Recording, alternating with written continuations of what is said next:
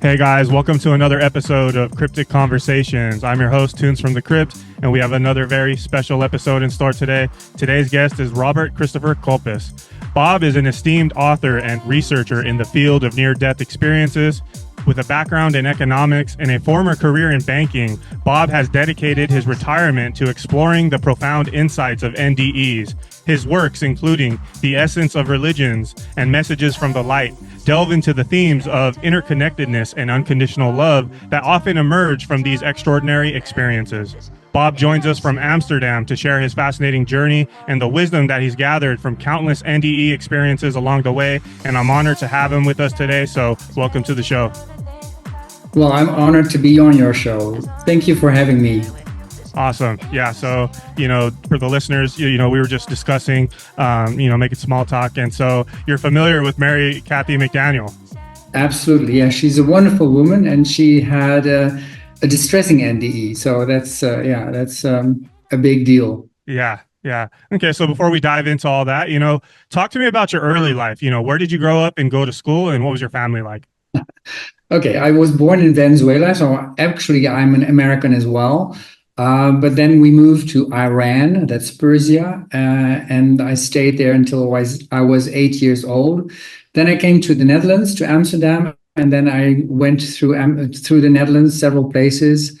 I went to university, did my economic degree there, went into banking, went back to university, got my PhD, and then I went into banking again and did my career. And then finally I realized I missed something, and I wanted to get some more information about near-death experiences, because when I was studying, I read the book by Raymond Moody, Life After Life, and that really stuck with me because somewhere it said that there is no judgment, that people who had a near-death experience didn't experience a judgment. And being raised Roman Catholic, that really, with hell and purgatory, we have judgment all over the place. So, and I never bought that story. So I really, when I read that in Raymond Moody's book, I thought this is correct. And that's really what stuck with me, because it resounded with me. It resonated with me. And then I started looking into NDEs, and that later it got out of hand. And I got so much information because I wanted to compare that to religions, since NDEs say that they have been on the brink of heaven or even in heaven. So I thought, what do religions tell about this? And I know about Christianity, but I was curious about the other big religions, and that got out of hand. So I found a Dutch publisher, and it's also published in the United States. So what was the name of that book by Raymond Moody? Life After Life. Okay. And so when did you read that book? It's published, I think, in 75, and I read it a few years later, like 78 or so. I don't know. So you were in like the middle of your career, and you read that book, and it really stuck with you, and it's always been on your mind. Yeah, I read it when I was studying economics. So It tells you that even if you're an economist, you can be spiritually oriented. Okay. And so you touched on it for a second there too. So you started researching all of the world religions. And so you wrote a book, right? The Essence of Religions. So, yes. Can you talk a little bit about that? How do the major world religions compare to the themes that you found in NDEs? That's I try to look what the parallels are between the religions and NDEs. And I really stuck with the mainstream religions. So Christianity, you have many strands, and so does Islam or Hinduism or Buddhism have a lot of strands. So I took the main strand, so to speak, and I compared that to NDEs. And what I found was that the essences, really the big essences of each religion, you can find in near-death experiences, but not the other way around.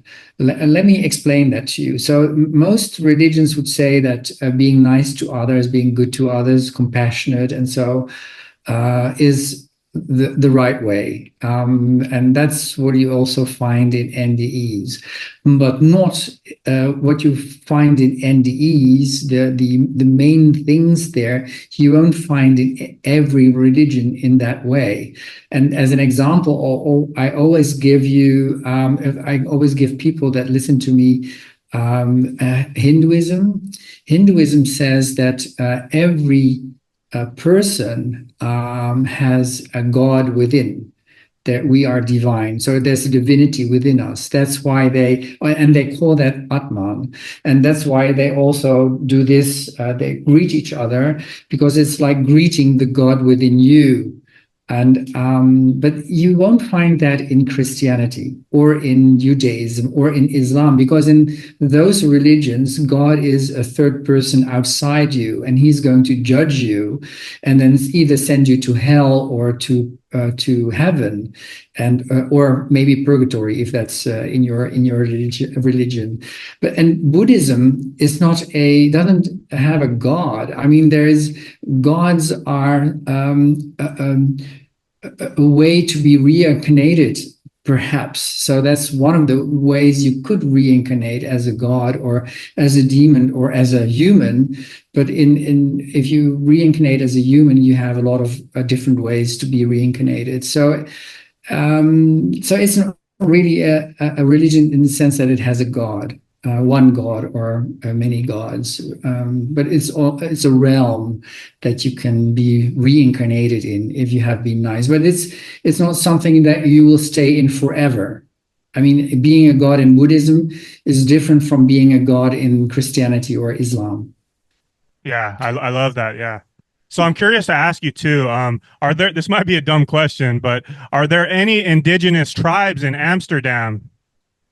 No question is dumb, but we have a lot, like 150 nationalities in Amsterdam, because we are really an international city, like New York and also Los Angeles, of course. But I don't know of the indigenous people here. Mm-hmm. There are people like that also here. Yes. Yeah, I'm just I'm just wondering, because in my research, I found that the indigenous people around the world, man, they hold so much wisdom and the keys to the answers that we're looking for. It's like us in the Western world, the modern world, we think we're smart and we have all the answers, but they've had the answers all along, and we're just catching up. Yeah.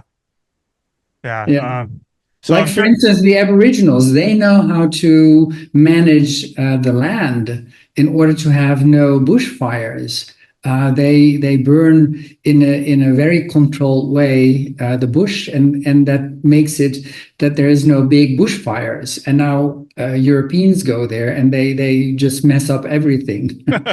Yeah, man. Yeah. Okay. So moving on to your next book, so what inspired you to write Messages from the Light? I started writing that because I wanted to interview a lot of NDEs, and one of the NDEs that I did interview really stuck out. She is also in my latest book, Impressions of Near-Death Experiences, in the chapter on veridical observations. And because I think her story is sort of veridical, and veridical observations is a bit of a difficult word, but it means that it's verifiable out-of-body experiences. And in her case, the out-of-body experience was not here on Earth, what is usually the case. So if people have their NDE, they get out of their body, they can roam around the hospital, they can see what happens near the crash scene, stuff like that. And when they come back in their body again, and they can then say, well, I've seen this and that, which needs to be confirmed independently by someone else. Now, in this case, in her case, she had a story of the things she heard when she was in this heavenly environment. Now, let me just tell her story. She had her NDE in 1986, so that's quite a while ago. And I talked to her in March, I think, of 2008, just before the financial crisis broke out. And I spoke to her just after the rescue of Bear Stearns. I don't know if people remember that, but Bear Stearns was one of the major investment banks, and that went into big difficulties and was rescued by the Federal Reserve in your country. And then after that, the stock markets went having a ball again. They went through the roof, and everything was honky dory. And I had this interview with her, and she said, "It's not right yet. It's what I experienced in my NDE. I saw this period, this episode in my NDE, and I couldn't tell when that would happen, but I know." There was a big tension in the world. There's going to be a very, very big economic and financial crisis. And with this, what happened just now, recently with Bear Stearns, I know it's now. And I said to her, I'm an economist. I said, well, you can rest assured the Federal Reserve did well, and the bank was rescued. And you can look at the stock markets. They went through the roof. And then she said, no. It's really, this is the period. I know very sure, because the tension that I felt 22 years ago in my NDE is now. I know it's now. I never knew what this was until this whole thing with Bear Stearns happened, and she was really sure. Well, yeah, the rest is history, because in September we had Fannie Mae, Freddie Mac, and AIG, the biggest insurance company in the world, went all bankrupt. Then Lehman Brothers came along, and that really triggered everything. And you know, the conclusion that we drew on that, she and I, is that the world we were living in then, and still at this moment still, is based on a short-term self-interest. You know, the whole thing with the banks selling mortgages and repackaging them, and they did that. The people did that only for themselves. They didn't care about the people that they sold the mortgages to, whether or not they had a nice house and could pay for it. They didn't care about that at all. It was all based on dishonesty. So, and that, you know, what we learned from NDEs is whatever you do, it has consequences. It doesn't just go nowhere. It goes somewhere, and someone is going to feel the consequences. It doesn't need to be you, but it could be someone else. And in this case, it went back. It backlashed onto the whole economy, and everyone suffered. And so we thought it's better to pursue our long-term mutual interest, because in the long term, we need to be having things that are good for the people that come after us, our children and the children. And we need to do it's in a mutual beneficial way, because if I do something, that's one of the things that we really learn from NDEs, especially from life reviews. If you do something to someone else, you will be able to feel what that is through the eyes of that someone else. You become that someone else for a brief period, but you will feel exactly how it feels or felt for that person or those persons.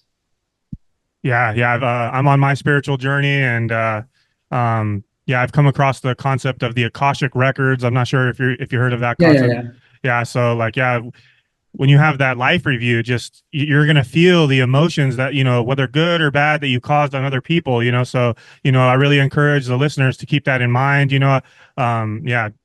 So I'd like to ask you, you know, kind of moving on to your most recent book, could you describe the process of collecting and categorizing the quotes in Impressions of Near-Death Experiences? And please feel free to share a couple of your favorite ones and why they are significant. Okay, that's nice to do. You know, just at the start of the Corona crisis, I thought it was, what did I need when I was younger to understand what NDEs are? And I think I would love to read a book that I wrote, and it's not because I wrote it, but this is the book, Impressions of Near-Death Experiences, and it contains hundreds of quotes, and that's what I wanted to read. I wanted to read quotes from people. If you read an NDE or you speak to someone who had an NDE, they have a lengthy story about their car accident or another accident or their heart attack or whatever. It's horrible that that happened, of course, but it's not what I'm interested in as a person. I would like to know the messages from the other side. Those are the important ones. And that's why I wanted to write this book. And I think it's the best book there is because I didn't write it. It was written by the NDEs who gave their quotes to me. There are 100 plus 100 people who are in the book with hundreds of quotes, and I categorize them in certain ways, because how do you get out of your body? How do you get back into your body?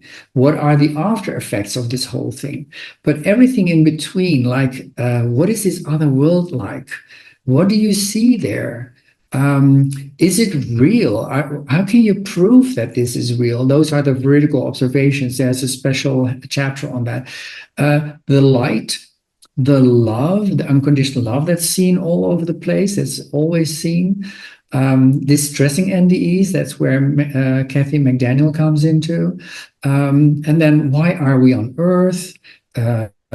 Everyone is important.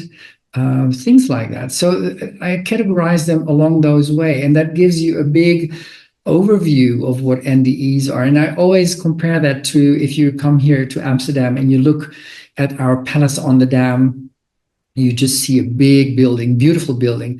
But if you stand on the dam, you look at the palace, you only see the front side. You never see the back side or the sides or the interior. So you need more points of view. You have to move around. You have to speak to more people. In this case, if you're talking to NDEs, you get more points of view. You get more vantage points to understand, and you will never really understand what it's really about on the other side.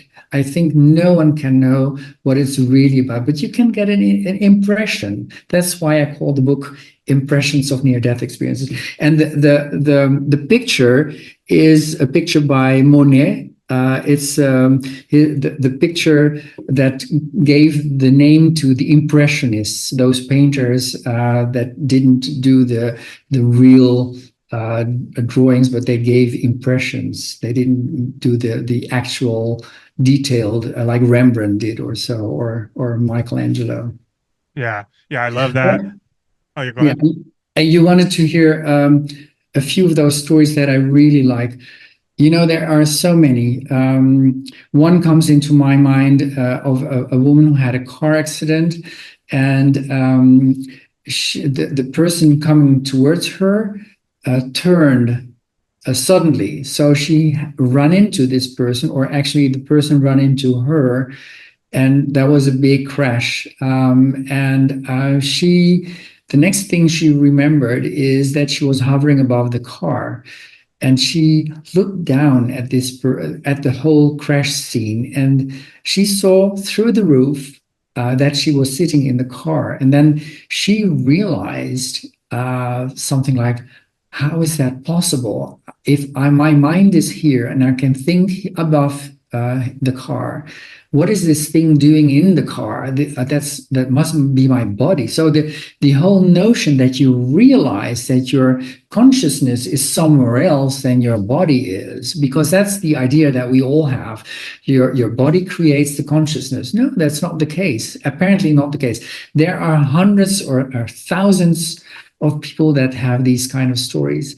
And then the next thing she sees is that the guy from the other car comes over, reaches through the window, turns off her headlights so that the police would think that she would have been driving without lights, and that was the reason why he crashed into her. Now that all settled later, but that's a thing that people with NDEs have all the time. Most of the time, they are so baffled by what they see that their consciousness is somewhere else than their body is. And then the question is it real? Yeah, I love that. I was watching your keynote speech for the IONS conference, and I like how you were talking about the story of the smoking grannies. Oh yeah. Can you tell that one? Yeah, of course. Yeah. Yeah, that was a funny story. There's a woman, Michaela. She was driving with her family in a car on a highway in the United States. There is a crash. Their car goes sort of under the truck before her. The family is sort of okay, but she needed to be flown into a hospital, and that was done by a helicopter. In the helicopter, she has her near-death experience. She's out. She's totally out. She finally she goes to this heavenly environment, and what she says, she met God. Many NDEs say, "I see the light," or some people say, "I really spoke to God." So not one NDE is the same as another. They are all different. People use different words for what they experience, because the whole experience is ineffable. There are no words on earth to put into to expression what the whole thing is. Now she sees her whole life from the start to that moment, but also she has a preview of the future, and she sees that she will have that she would have children if she would live, but she's dead. And then she pleads with God, "Please, I want to know what it is to have grandchildren," because she also saw that she would have grandchildren. She wanted to stay alive, and she pleaded with God. And suddenly she is in the hospital room,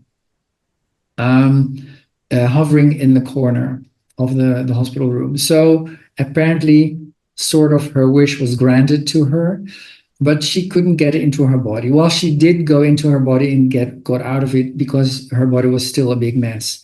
It needed to be worked upon, and there was an operation, and her parents were visiting her in the cafeteria together with the two grannies. Here's where the grannies come into. And the thing was, of course, the parents and everyone was very nervous. Will she live, and stuff like that. And then the father was so nervous. He said, "I need to have a smoke." He was a smoker, and he went out of the hospital to get a smoke, because you can't smoke in the hospital. And the grannies, one of them said, "Okay, I need to come with you because I need a smoke too." And she never smoked. And the other granny said the same thing. Now, Michaela was hovering through the hospital, and she saw her parents and the grannies, and she saw this episode, this thing going on, and she saw that they all went out of the hospital to get a smoke, and that was so awkward. And then later, when everything was good again, she was back in her body, she recovered. She told her mother that what she had experienced with God and the grandchildren and hovering through the hospital. And the mother said, "No, I don't believe you. I can't believe it. That's far out." And then she said this thing with the smoking grannies. And then the mother said, "How can you know that? You weren't there. You were in your hospital room. You were a mess." Yeah, that's the thing. And this story has been confirmed independently by someone else. It has been researched, and there is a book with many of these stories. It's called "The Self Does Not Die." It's published by Irons. It's one of the Irons publications, just like my book as well. It contains hundreds of stories of these kind of stories where you have veridical observations, and they give you circumstantial evidence that your consciousness can be outside your body and still be there. Yeah, that's actually something that I wanted to ask you. I'm sure you get this question a lot, but yeah, just, what are your thoughts on consciousness? Traditional science wants to argue that it exists in the mind, but from my understanding, it actually exists outside of the mind, and the mind is more like an antenna or a receiver of consciousness. What is your thoughts on this? Yeah, that's how I see it as well. It's like your body is like a television set. It receives information, and it's you can see the information on your television set. but the football match you're watching on your television set is not in your television set. It's somewhere else. And that's where you can see like the mainframe there. The real information is there, and it's being transported to your body, and you think you are doing things here, but the real thing is somewhere else. That's also that has to do with the Akasha field that you referred to just now. There is this other, I don't know how to call it, or Akasha field. That's a word, but there is this other place where the real thing is. And that's also what NDEs say. They say what we see here, like where you are sitting in LA, you think LA is real, and I think that Amsterdam is real, but the real thing is not here. The real thing is somewhere else. And we don't know where that is. But the NDEs say this is what we see here is not the real thing. It's a weak derivative of the real thing. Yeah. I'm sure you get this a lot, right? How often, and I've studied near-death experiences as well, watched a lot of YouTube videos and stuff. How often do you hear how they always say that reality, that world felt more real than this world, yes. Right? Yeah. It's one of the consistent things that they say. There are a number of things that people consistently say. They say the other world is more real than this one. They always talk about unconditional love. I think almost all NDEs talk about unconditional love. Even the distressing ones have that. And there is another topic that I discovered that is referred to so often. That's the oneness, or the interconnectedness that people feel. A lot of people say there is a real interconnection between everyone, between you and me, between us and the listeners, and between also the people you don't like. Everyone has someone. It could be a politician or whatever, or the neighbor or your boss. I don't know. You think of someone, but there is an interconnection with everyone, also that person.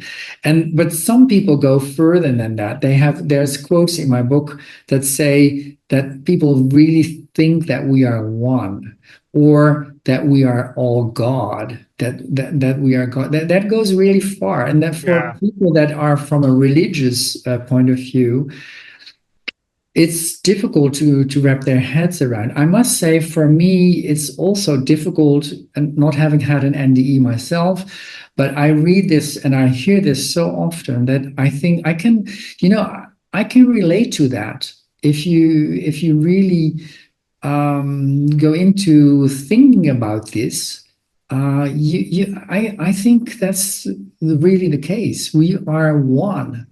And you have to take that to extremes, and then you think of wonderful things. Shall I give you a quote of one of my quotes that I really liked? There's one. She said, "I realized that we are all one with the universe. So when I hurt someone, I was really hurting myself, and even more so, I was hurting every soul in the universe. I came to know that I am the light of God." That's one quote that someone said. And let me give you another one, because there's so many nice ones. There's this person said, "God is in everyone and unites us all." So that's what Hindus say. We all have God within. But it goes further. Like this woman from the Netherlands, she really died a year ago, so she's not there anymore. But she had her near-death experience before that, and she wrote a book about that. And she said, "I feel completely perfect." And that's what she said during her NDE. "Completely one with the light and with the love, and I know that it is God. I am in God, and God is in me. And we are one, perfect unity." I mean, perfect unity with God. I mean, if you would say that to, I don't know, the Pope, or the Ayatollahs, or someone from the Hindu faith, I don't think they will understand it, or maybe even buy it. But this is what I hear so often, not consistently, but I hear that so often.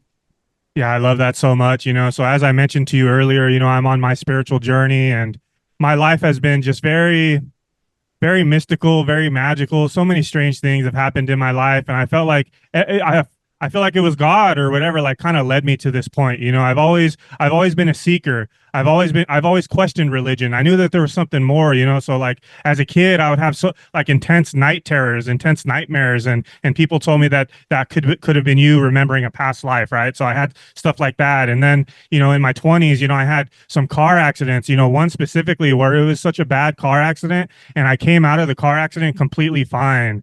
And Wow. that's where that I didn't have an NDE, in that moment, but that's where I really started to question reality. I started to think, you know what, like for me to have such a bad car accident like that, I think I have guardian angels or someone's looking out for me. So that's where my journey, I started to question, and that's where my journey started.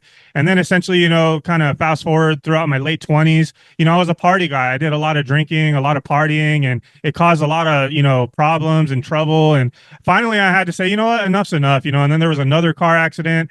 And then I got sober, right? So I got sober and then I saw a therapist. And then that led me to an ayahuasca retreat. And I know I tell this story all the time. So the listeners probably are like, man, he talks about this a lot. But that's where my spiritual awakening happened, man. And I went to an ayahuasca retreat and, I really enjoyed looking at your website. And so, in the book, it's, it said that there was like 7 main topics. And I just wanted to touch on, that let's touch on that concept of we are one, right? Like I remember on the 3rd day of the ayahuasca retreat, I in that whole experience, man, I was exploring consciousness. I had a death experience on the 2nd night of the ayahuasca retreat. I was in the void, and so many things, but I remember on the 3rd day of the retreat, there was about 40 of us, and we were all in the backyard on this ranch laying in the grass. And I had this epiphany, man. I had this moment where I was looking at everybody. There was about 40 of them, and we were all on the medicine, on the ayahuasca, and I was looking around at everybody, and they were all just like, we were all on the same wavelength. We were all like processing all of this information. It was kind of like we were sad, we were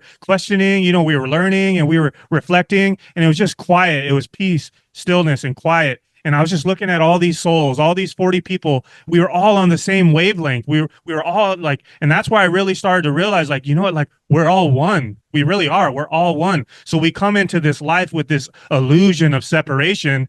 And how many people we need to educate people on this, because look at all the wars that are happening and all that. It's like you said, like what I do to you, I do to myself. We see everything as separate. Like for example, like we have the war, with Russia and Ukraine. We have the war in the Middle East. We see that as separate, but no, it's like what's happening over there, it happens to all of us. Like I see so many protesters over here in America that are tired of it, you know what I mean? And they're breaking Mm. things and they're protesting. It's like, so we literally are all one, and we have to understand that. Yeah, we have the protesters here too. There's a lot of people who don't like wars and want to stop it. Yeah. Ayahuasca is a way that is. I heard good stories about our ayahuasca, but I also heard very distressing stories about them. So I'm not keen in advocating for that. But what I think is that people, when they reach into themselves, there is God within everyone, and it's reachable. You can do it through ayahuasca, perhaps, or in another way.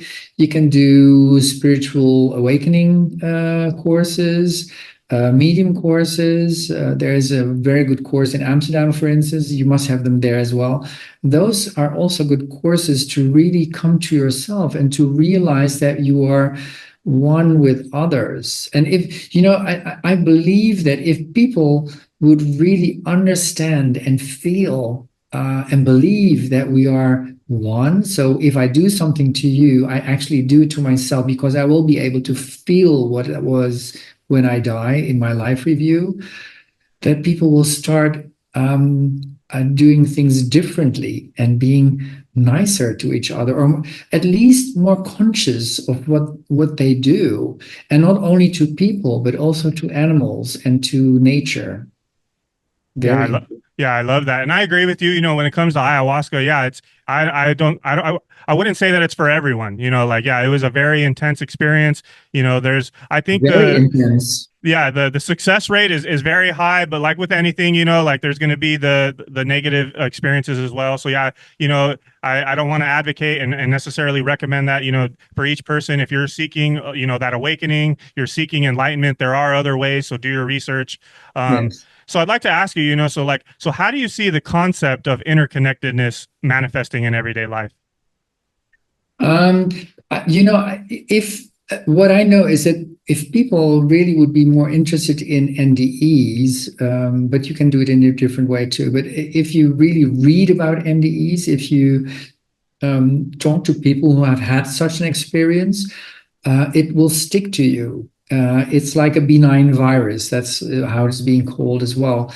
And I haven't had an NDE, but I grew more conscious of what my actions might cause, and that led to changes in my life too. And let me just mention one of them. One of the NDEs said it's also the small and seemingly insignificant moments in your daily life, like being in the line for the cashier, or seeing someone in the street. There are beggars here as well in Amsterdam. They are also in Los Angeles, I know. It's how you treat them. A smile to a cashier or to your neighbor, or saying hi to someone just in the street, just an insignificant moment, perhaps for you, could be a very important moment for someone, that other person. And in my book, there is a story about an NDE who had her life review and saw that she did things sort of okay. She was satisfied with her life, but then they showed her again. But they showed her the small moments, the insignificant moments, and she saw that if she could have done it differently, like smiling to specific people, they wouldn't have committed suicide, or they would be nicer at home with their family. They wouldn't shout to the people working for them or so. That's another thing that I realized, that I learned from NDEs. There's a ripple effect. Whatever you do, it will not only stay where you are. It has a ripple effect. It goes to places you don't know. Just to give you an example, that's one of the NDEs in the Netherlands.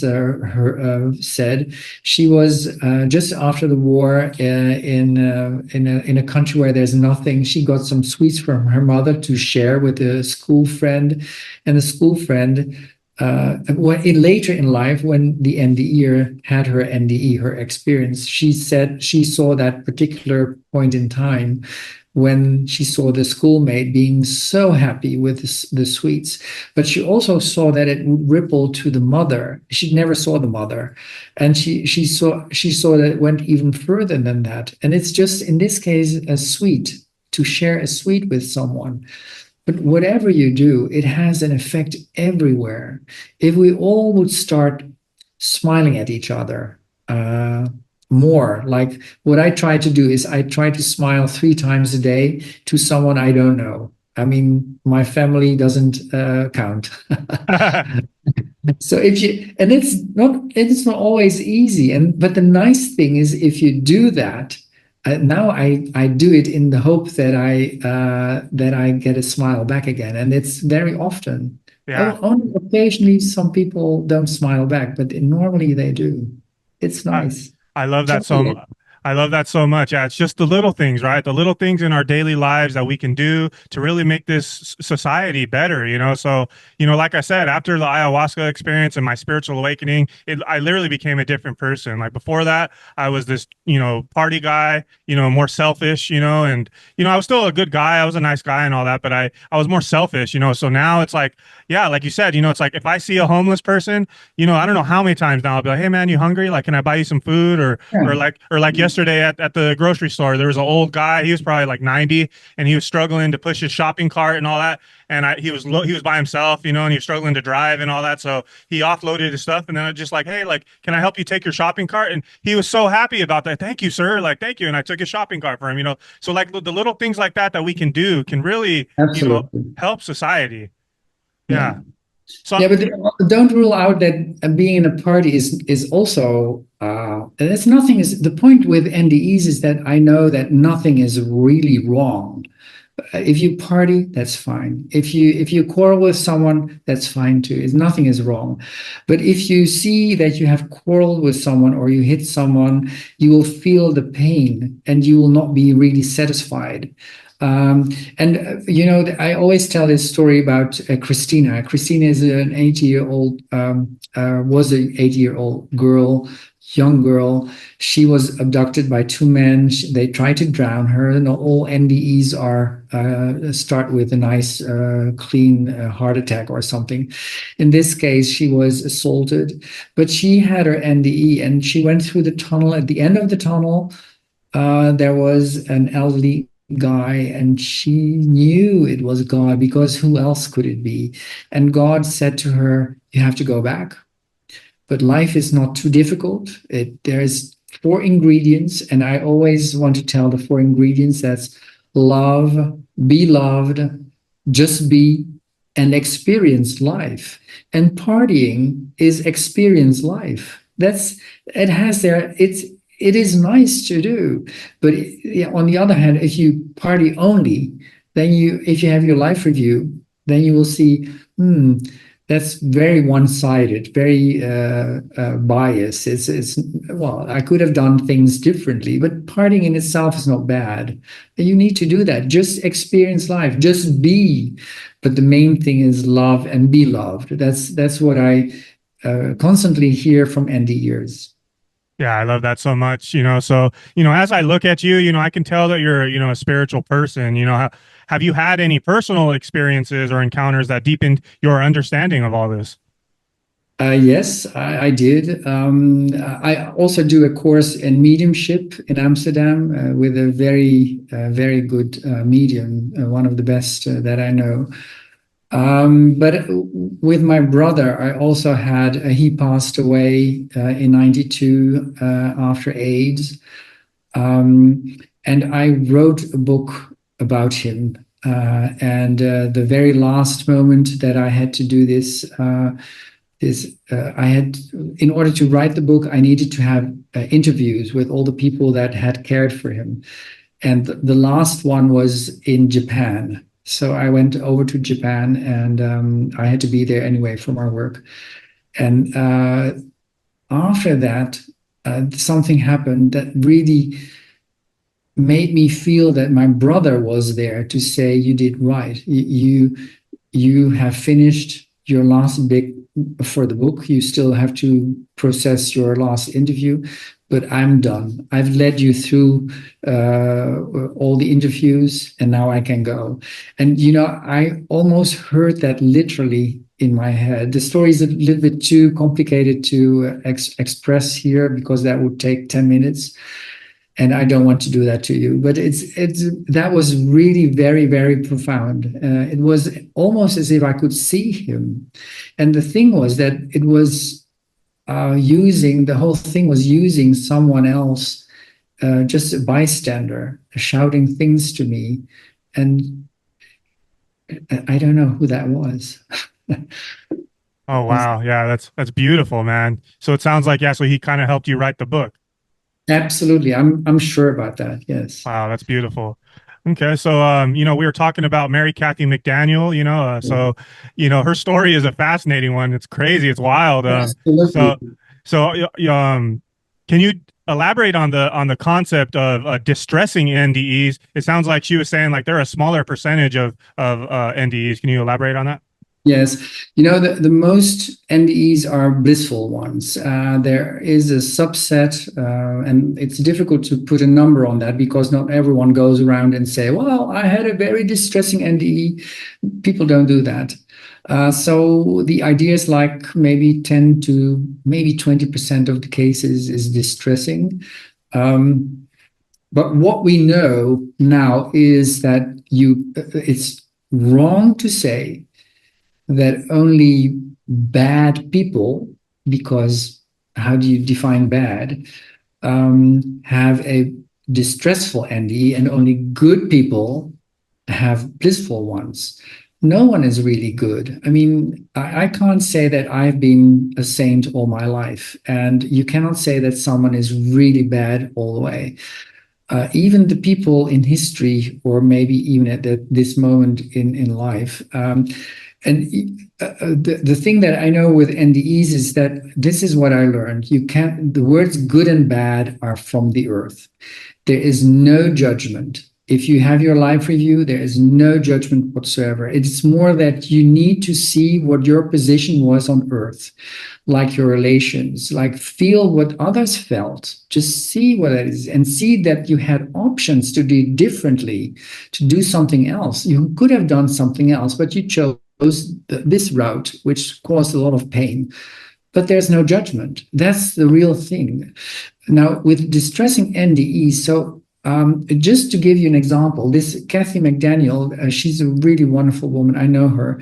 She is just a common woman, an ordinary person, just like you, me, and all the listeners. Nothing specific to have her have a distressing NDE, but she had things like devil-like creatures, horrible episodes with contamination, with AIDS, with prostitution. She was forced into a lot of things, and that was horrible. Now there's this other person, Daniel Brinkley. He wrote a book about his life. He said, I was a really horrible person. I was in countless fights in school, and then I went working for an American organization. I don't know which one because he didn't mention it, but he went abroad to kill off adversaries of the US government. I don't know where, South America, Iran, I have no idea. But at one point in time, he blew up a whole hotel with 50 people in it just to take out one person. Well, if you want to call someone bad, again, then it would be him. But he had a very blissful NDE with a lot of unconditional love for him. The only thing that he really didn't like was his life review. Wow. Of course, because he saw what he did to others as if he were those others, but not only the men that he killed, because it was mainly men, but also the women and the children of those men that were left behind. He could see really what he caused in the lives of others as if he were those others. Now, that was really a painful situation for him. And then there must be another reason why people have distressing NDEs, and that other reason could be that your mind you're not really on the other side. You're still not really 100% dead. Well, you're dead, but you will be coming back again. That means that things from your past still can pop up. And that's what happened with Kathy McDaniel.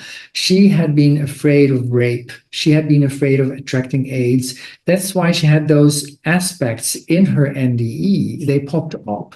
And you can also think of that from our collective unconscious, we get things popping up.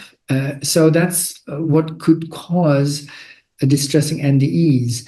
And to really finish it off for your listeners, to ease them, I have spoken to NDEers who have heard explicitly that there is no hell and purgatory. And one of them said that's Chris Carlson. And there's another one who said, I heard we all go home, no exceptions. And home is not where we live here. It's on the other side. That's where our real home is. That's what a lot of NDEers say. I went home. Now I have to go back again to my life, to my body. And it's too small. It's dirty. It's cold.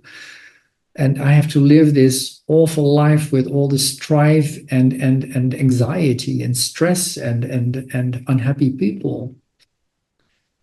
Yeah, I love the way you describe that concept of good and bad. I've always been able to see that too. It's like we live in this earthly third dimension realm. We're so everything is black and white, this or that, good, bad, either you're religious or you're not, you're gay, Yeah, you're straight, yeah. you're American, everything is like everything You're in for reality. America or you're against America. It's If like, you no, dude, want, there's a lot of gray area, man. There's a lot, everything is on a absolutely. spectrum. Everything is on a spectrum. And I think that's why I've really resonated with the yin yang symbol. It's like, everything is in balance, like, so, and it's amazing to think that, yeah, like that unconditional love, right? Like someone could, do bad things in life, but they're still going to have that unconditional love. And it's all about the soul's journey. I feel like it's all about learning. Yeah, we all make mistakes. None of us are perfect. It's about learning from those experiences. We're here to learn. You hear that a lot too, right? Well, I hear that a lot. But if I really think of that we are all one, then what I went into thinking about this in extremes.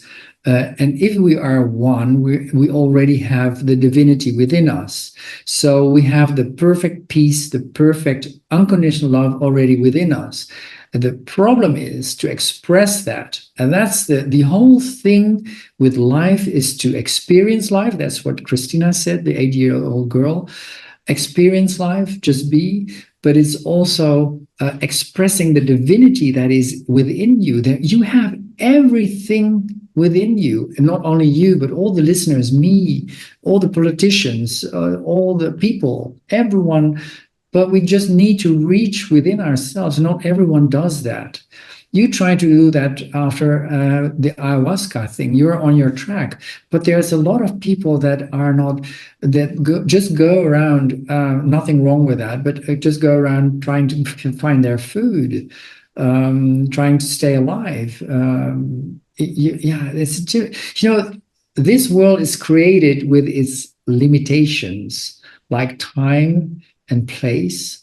We need to feed ourselves. We want to stay alive. We do everything to stay alive. That is limit. Those are limitations, and within those limitations, it is that's where uh, that's where it starts. We have to try to express our divinity, and it's there.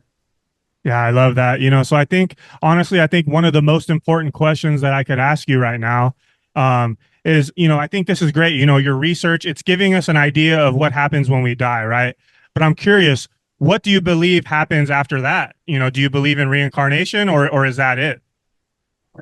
Reincarnation is not in my book because there are NDEs that say there is reincarnation. I've seen a lot of lives that I had before. But there's also NDEs that say I can't relate to that. And there has been research from Bruce Grayson, a well-known researcher, and he found out that the number of NDEs believing in reincarnation is more or less the same as in the general public. So it doesn't tell you anything. People don't just. It would have been different if everyone started to believe in reincarnation. Now, what I think the case is still, that's where I start thinking about unity. There is one. We are one. Why do we always think reincarnation into the future? There is no time on the other side. All time is at the same time. And if we are one, then God, I don't really like the word because it has a religious connotation. But God or the Supreme One or the One looks out of all our eyes. It looks out of your eyes. It's within you. It looks out of my eyes. It looks out of the eyes of Napoleon, looks out of the eyes of Washington and the woman that sold fish on the market in New York 200 years ago. I don't have to lead her life. God already led her life. And God is within me too. So all the lives are there already. And there's no time. All time is there at the same time. That's a real quote from one of the NDEs. So the woman selling fish on the market in New York is still there selling fish, and God is in Oh, her. wow. Oh, wow. Okay. Yeah. You just blew my mind with You that one. really have to think about in extremes about unity, about oneness, about no time. There's no time on the other side, no place. You can be wherever Oh you want my to be. God. Wow. Yeah. You just blew my mind with that one. Okay. So, what can, kind of closing it out, what can the listeners take away from the information from your book and your research to help them live better lives? What I think is important is that, well, again, we are one. You will feel what you've done to others as if you are those others. That's being said in so many life reviews, in so many NDEs. So be conscious of what you do, and but still lead your life. And then think of the four ingredients that Christina got. So love, be loved, just be and experience life. I love it. Okay. And so, what advice would you give to someone who is grieving or struggling with the loss of a loved one? Yeah, that's, yeah, uh, grieving for the loss of someone is painful, and but rest assured that they are in a good place. So if you cry, cry for yourself that you miss them, and crying for missing someone is an expression of love. So cry, cry a lot. I love that. Okay. And so, what projects or research are you currently working on, and what can we expect from you in the future? At the moment, I'm a member of the board of directors of IONS, so I have my hands full on a lot of stuff. We have a wonderful conference coming on in Phoenix, not too far away from you where you are, so you can drive all the way. It's a long drive. It's really the conferences are really good, and you become in a bubble of love because there's a lot of NDEs there. You Nice. will find friends. Just if people would like to go there, it's still open to register. Well, when is that? It's the last weekend of August. It's just Mhm. before your, is it Labor Day? Yeah. Labor Day weekend. Yeah, Yeah. that's Okay. it. Yeah. Nice. Okay. So, yeah, kind of closing it out, can you send the listeners out there just a final message of love and healing? Um, be conscious of that you are one with others. Uh, know that you have options. Whatever you do, there are options, and try to be conscious of the love and be loved part. So choose those things, and you will be really looking back into your life review with satisfaction. Awesome. I love that. All right. Well, thank you so much, Bob, for meeting with me today. And thank you for providing such great insights on this episode. I also want to thank the listeners for sticking around to the end. So, Bob, please tell everyone where to find your information, and I'll also add it to the description of the video. Well, they can find my book on Amazon, and people can find me on internet with www.bobcoppes.com, and there's a form there. If people want to ask further questions, I always answer them. Awesome. Thank you so much. Thank you for having me. Thank you very much. Thank you. Bye.